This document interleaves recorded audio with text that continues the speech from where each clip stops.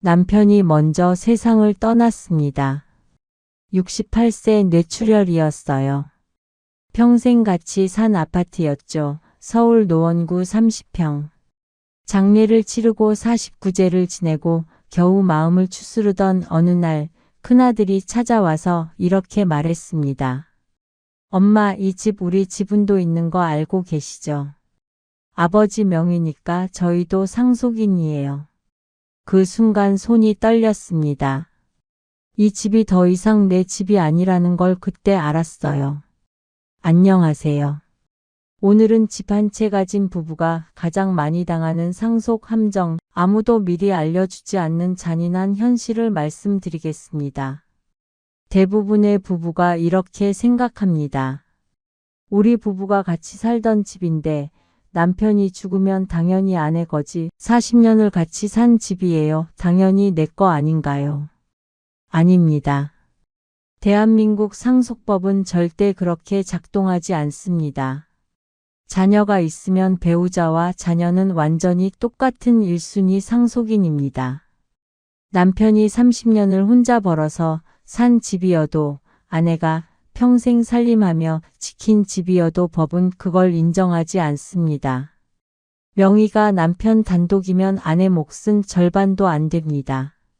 제가 정확한 숫자로 보여드리겠습니다. 서울 노원구 아파트 한 채. 시세 6억. 남편 단독 명의. 자녀 2명.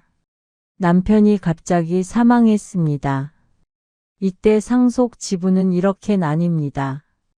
배우자 1.5 지분 42.9%, 자녀 1 지분 28.6%, 자녀 1 지분 28.6%.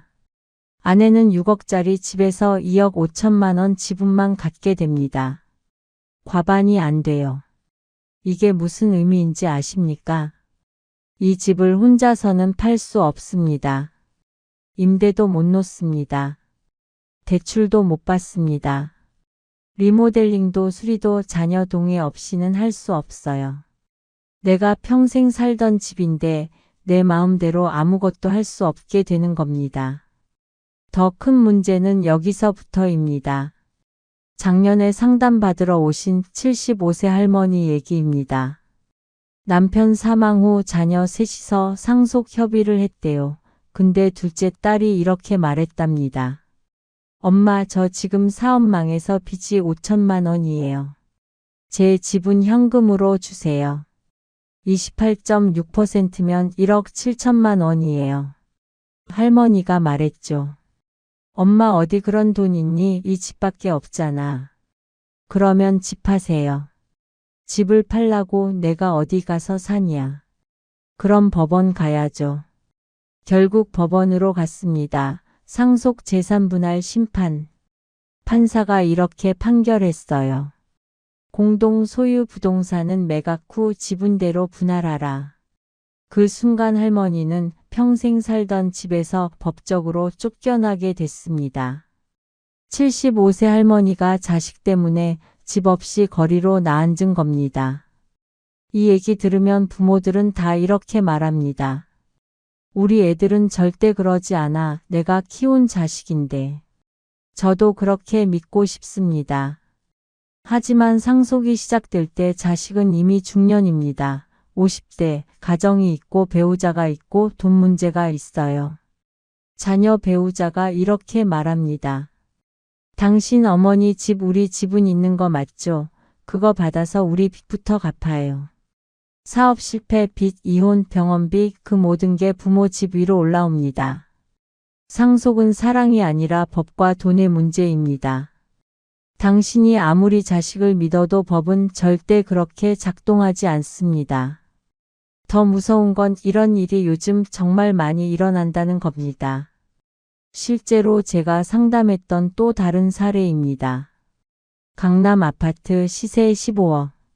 남편 사망 후 아들 둘이 상속 지분 주장했어요. 각각 28.6%씩 4억 3천만 원. 어머니가 돈이 없으니까 아들들이 법원 갔습니다. 결국 집 팔렸어요. 15억에. 어머니는 6억 4천만 원 받고 경기도 작은 아파트로 이사 갔습니다. 아들들은 각각 4억 3천씩 받아서 본인 빚 갚고 차 바꾸고 사업 미천했어요. 1년 뒤 두 아들 다 그 돈 다 날렸습니다. 어머니한테 다시 손 벌렸어요. 그때 어머니가 뭐라고 했는지 아십니까? 너희가 아버지 집 팔아먹을 때 엄마 생각했니? 이제 엄마도 너희 생각 안 한다. 전화 끊으셨대요. 이게 현실입니다. 그럼 어떻게 해야 할까요? 첫 번째 가장 확실한 방법입니다. 처음 집을 살 때부터 부부 공동 명의로 하십시오. 남편 50%, 아내 50%. 그러면 남편이 사망해도 남편 지분 50%만 상속 대상이 됩니다. 아내 원래 지분 50% 플러스 남편 지분의 42.9%, 총 71.4%. 과반이 넘습니다. 집을 팔 수도 대출받을 수도 혼자 결정할 수 있어요. 자녀 동의 필요 없습니다. 이게 가장 확실하고 간단한 방법입니다. 지금 집 사시는 분들 반드시 공동명의 하십시오. 두 번째, 이미 집이 있고 남편 단독명의라면 지금이라도 늦지 않았습니다. 생전에 증여하십시오. 남편이 아내한테 지분 일부 또는 전부를 증여하는 겁니다. 취득세 내야 하고 증여세 나올 수도 있어요. 하지만 나중에 상속 싸움으로 집 잃는 것보다 100배 낫습니다. 또는 유언을 남기십시오. 공증 받은 유언장. 이 집은 아내에게 전부 상속한다.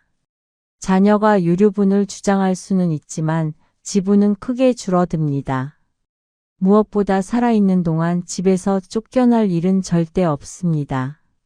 지금 당장 법무사 찾아가서 상담받으십시오. 하루라도 빨리 하셔야 합니다. 세 번째, 이미 배우자가 사망했다면 상속 등기 전에 반드시 자녀들과 협의하십시오. 상속 재산 분할 협의서. 엄마 살아있는 동안은 이 집에서 살게 해달라. 엄마 돌아가시면 그때 너희끼리 나눠라. 이 말이 통할 때 반드시 문서로 남기십시오. 공증까지 받으시고요. 한번 등기가 나눠지면 다시 모으기 정말 어렵습니다. 자녀 중 한 명이라도 반대하면 끝입니다. 등기 전에 모든 걸 정리하셔야 해요. 그리고 한 가지 더. 절대로 자녀한테 이렇게 말하지 마십시오. 나 죽으면 너희끼리 알아서 나눠라. 이 말하는 순간 끝입니다. 자녀들끼리 절대 합의 안 됩니다. 반드시 부모가 살아있을 때 명확하게 정리하십시오. 누구한테 얼마, 무엇을 어떻게 다 써놓으시고 공증 받으십시오. 이게 진짜 자식 사랑입니다. 엔딩 마이너스 강력한 마무리 구독 유도. 요즘은 부자만 상속 싸움하는 시대가 아닙니다. 집 한 채만 있어도 가족이 갈라집니다. 형제가 남이 되고 자식이 원수가 됩니다. 상속은 사후 문제가 절대 아닙니다. 살아있을 때 준비하지 않으면 집도 가족도 절대 지키지 못합니다. 지금 이 영상 보시는 분들, 내일 당장 법무사 찾아가십시오. 집명예 확인하시고 공동명예 안 돼 있으면 바로 바꾸십시오. 두시면 당신 집을 지킬 수 있습니다. 놓치지 마시고 구독과 좋아요 꼭 눌러주세요. 운몰TV였습니다.